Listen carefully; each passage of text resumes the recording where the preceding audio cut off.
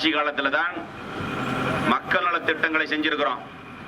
நான் அமைச்சராக குடிநீர் திட்டத்தை கொடுத்த அரசு அம்மானுடைய அரசு. நீங்க சிந்திக்கணும், மிக வறட்சியான பகுதி அரவக்குறிச்சி பகுதி.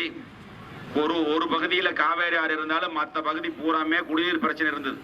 இதுவரைக்கும் யாரும் அதை கண்டுக்கல. கடைசி நேரத்தில் சொல்லி இன்னைக்கு பைப்லைன் போட்டு தண்ணி கொடுக்குறோம்னு சொன்னா அது நம்முடைய ஆட்சியில். இதை இந்த பகுதியினுடைய எம்எல்ஏ 2 இடத்துல சொன்னாராம், நாங்கள் குடிநீர் கொடுத்தோம்னு சொல்லி. நம்பாதீங்க. 360 கோடி ரூபாய்க்கு குடிநீரை பெற்றுக் கொடுத்தவன் நான், கொடுத்த முதலமைச்சர் எடப்பாடியார். அதே மாதிரிதான் எல்லா திட்டங்களையும் செஞ்சிருக்கிறோம். நம்ம தொகுதியில தான் காவேரியில் 450 கோடியில கதவண திட்டம் கொண்டாந்துருக்கிறோம். இது பெரிய தாலுக்காவா இருக்குன்னு சொல்லி புகழூர் தாலுக்கா பிரிச்சிருக்கிறோம். மக்கள் நல திட்டங்களை கொடுத்துருக்கிறோம். அம்மா ஆட்சியில கொடுத்த அத்தனை திட்டங்களையும் நிறுத்திட்டு இன்னைக்கு அம்மா ஆட்சியில் கொடுத்த திட்ட தாலிக்கு தங்கம் இல்லை. வாங்கியிருப்பீங்க, தங்கம் வாங்கியிருக்கீங்களா யாராவது? இப்ப இல்ல, முதல்ல வாங்கினவங்க இருப்பாங்க.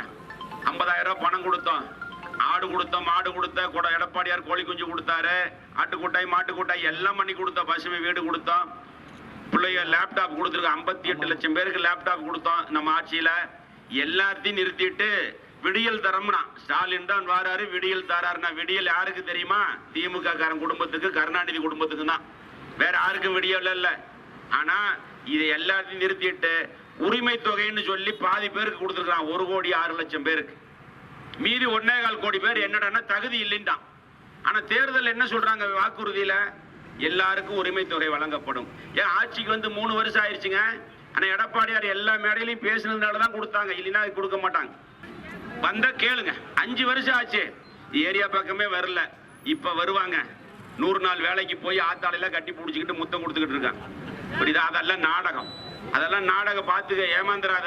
பள்ளிக்கூடத்துக்கு போனா ஜமனகால் போட்டு உட்கார்ந்துக்கும் பிள்ளையோட. ஆனா எல்லாமே நடிப்பு. 5 வருஷம் ஆயிடுச்சுங்க. 5 வருஷமா இந்த பக்கமே வராத 5 வருஷமே வராத ஜோதிமணி இப்ப தேர்தலில் நிக்கிறாங்க. புரியுதா? யார் சரியா இருப்பான்னு பாருங்க. அண்ணன் தங்கவேல் அண்ணன் எளிமையானவர், சிரிச்சுக்கிட்டே இருக்காரா இல்லையா? பாருங்க, சிரிச்சுக்கிட்டே இருப்பார். அதான் நான் அடிக்கடி சொல்லுவேன், பேர்லயே தங்கத்தை வச்சிருக்காரு. ஜெயிச்சதுக்கு அப்புறம் அண்ணன்கிட்ட ஆளு கொஞ்சம் தங்க கேட்டு வாங்கிடலாம். மறந்துடாதீங்க, அதான் அண்ணனுக்கு ஓட்டு போடுங்க. இங்கே இன்று நம்முடைய பரமத்தி பகுதியிலே வாக்கு சேகரிப்பதற்காக இங்கே வந்திருக்கின்றோம்.